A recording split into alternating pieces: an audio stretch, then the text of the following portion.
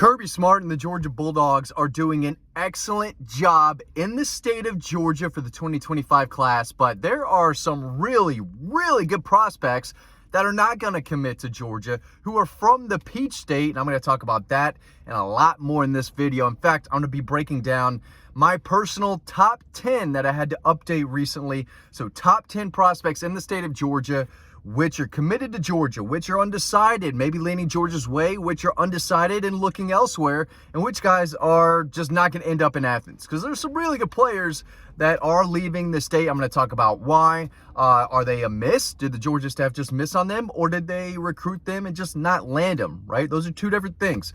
So we're going to talk about it. Let's start off number one. I kept Elijah Griffin there at my top spot. I know some people have said that, he's sometimes will disappear in a game or two. I took all that into consideration. But the size, production, the game-changing ability that opposing coaches have told me in the past, they say this guy crushed us.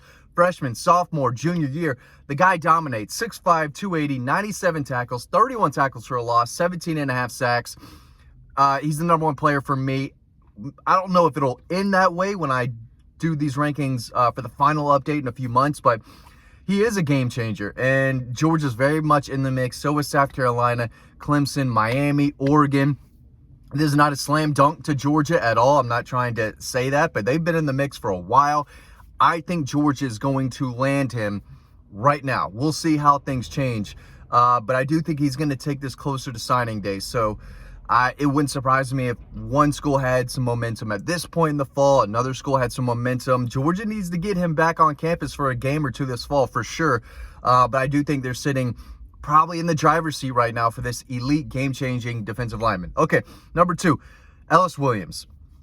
A freak, absolute freak of a player. 6'7", 230, I think could play outside linebacker, an edge if you wanted to on defense, but he is a tight end for Todd Hartley. 25 catches, 530 yards, and 7 touchdowns. Runs like a deer. A mismatch in the middle of the field. Shows great hands. Runs. Again, yeah, dude runs like a deer. When he's taking off the ball, good luck catching him. Good luck bringing him to the ground. He's a jump ball machine. Weapon in the red zone. Completely dynamic player who's only going to get better. So I have him at number two. Number three, Julian Lewis, right? The quarterback at Carrollton. I don't think anyone has ever had a better 2 seasons to start their high school football career in the state of Georgia. Hasn't won a state title yet. He could this year for Carrollton. He's committed to Southern Cal. Georgia recruited him. This is not a complete miss, but they said, we're going to recruit you. We want you. Here's our plan. Here's our pitch. And they weren't able to get him to flip when they wanted. So at some point, Mike Bobo, Kirby Smart, that staff said, we got to get a guy on board here. So we're not going to play the Julian Lewis runaround game. He's going to take several more visits, and we want our guy. So they gave Ryan Montgomery the green light. Boom, committed 2 to 3 days later, okay? So they did recruit Julian Lewis, but as I said almost 2 years ago on DAWG HOUSE, I told our members, hey, this freshman quarterback, Julian Lewis, is the real deal. He's not going to Georgia. I've said that since the middle of his freshman year. Dude wasn't going to Georgia. They tried, they recruited him, they offered a pitch to him, but it wasn't enough, and deep down, I've been told that it was never going to be enough.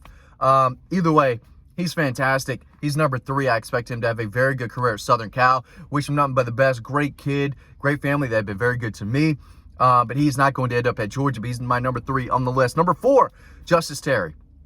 Y'all know all about him. Was committed to Georgia.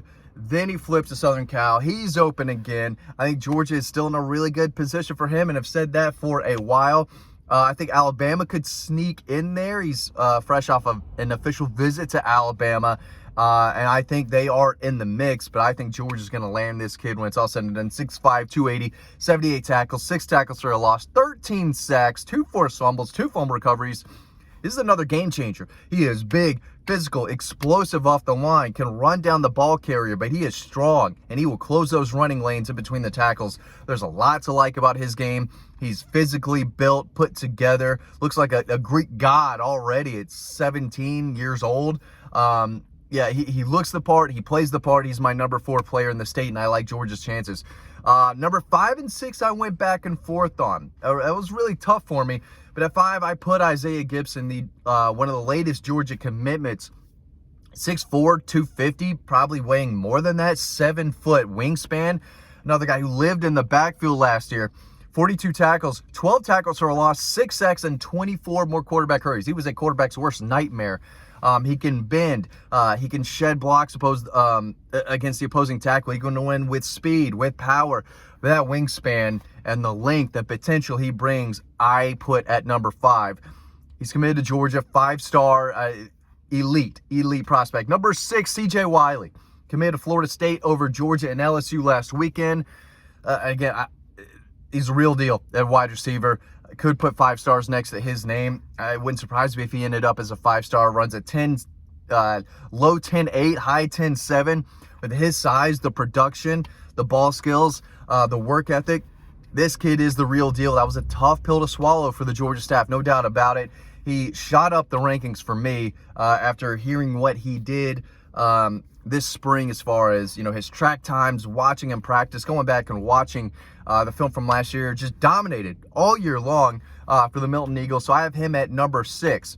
Number 7, Zaden Walker, 5-star linebacker. He's committed to Georgia as well. So they have done a great job in the state, but it's with the defenders, right? Along with Ellis Williams at tight end. But they've never had a problem signing elite defensive linemen and linebackers. And thankfully for the Georgia staff, they had a lot of them, homegrown, elite 5-star defenders from their own state, and they were able to land just about all of them. We'll see if they do reel in Justice Terry and Elijah Griffin, but they've got Zaden Walker on board. He's my number 7 prospect, 6'2", 230, running back, linebacker, can hit, can cover. He had 40 tackles, 16.5 tackles for a loss, 7 sacks, 27 more quarterback hurries, 2 forced fumbles, 2 fumble recoveries. Dude is all over the place. And he is another physically put together kid with instincts who can run and chase down the ball carrier, trying to get to the perimeter. He can attack the quarterback, and he's got good hands too in coverage. So easy to see why he's a top 10 player. Now, 8, 9, 10, not going to Georgia. Josh Petty, offensive tackle from Roswell, Fellowship Christian. Georgia recruited him. They kind of got on him a little late, but he was always towards the top of his board. I know that to be a fact. They like him a lot. Easy to see why. He was very good in 100-degree heat the first game of the season last year, mid-August, playing offensive line and defensive line. Easily the best player on the field. I love his length, his lean frame. He's got muscles. He's got massive hands, big old paws, man. I shook his hand for the first time I met him. About broke my hand. He's a very good player. Georgia did not make his top 5. I think Florida State might be the team in the best position to land him. I think Clemson's in the mix, Georgia Tech, Ohio State. A lot of really good programs, but he's ready to get out of the state. Just for whatever reason, whether it's depth chart, just doing something different. I get it. Better relationship with the staff, whatever it may be. He's not going to Georgia. Travis Smith Jr., a guy that I've liked Georgia's chances with for a long, long time. Just haven't heard the buzz. I have not heard a ton of buzz with him for the last 3-4 weeks. Every time he takes an official visit, it's less buzz about Georgia. Another official visit, less buzz about Georgia. He went to Auburn, Alabama, Tennessee after his official visit to Georgia to kick things off that May 31st weekend. But all these schools are telling him, you're not going to catch the passes you want. You're not going to score the touchdowns you think you can score, the yards. Your numbers will not be as good at Georgia as they would be places like Tennessee, Auburn, and Alabama. And, I totally get it, right? And if you're Travis Smith Jr., yeah, you can look back at the numbers and the style of offense and take that in and accept it for what that probably could be, right? Wide receivers do get developed at Georgia. There's no doubt about it. But when you're a big time prospect and you've got, in your head, your own individual specific goals, you could probably achieve those goals outside of winning a championship at other places right now than Georgia. So I'm not ruling Georgia out because I've thought Georgia led Tennessee back in the fall, winter, all throughout the spring. But these official visits, I think, have really got him thinking, what is best for me?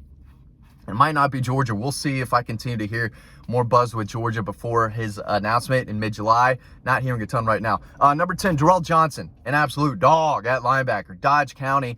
He's committed to Alabama. Georgia didn't really recruit him, but I understand why. in the beginning, I was told that they want 2 linebackers, right? Zaden Walker, Jaden Perlotti were their guys. Both of them are on the commit list right now, and they're recruiting Tavian Wallace too. They would love to add him, but they just were never in it from the start with Darrell Johnson, a physical, tough linebacker who, again, can run, can hit, plays in a small town out there in Dodge County. But I saw him in February at the Under Armour camp, and I'm thinking, who is this guy? Looked, it was Darrell Johnson from Dodge County, and just Georgia never really pushed for him in the beginning.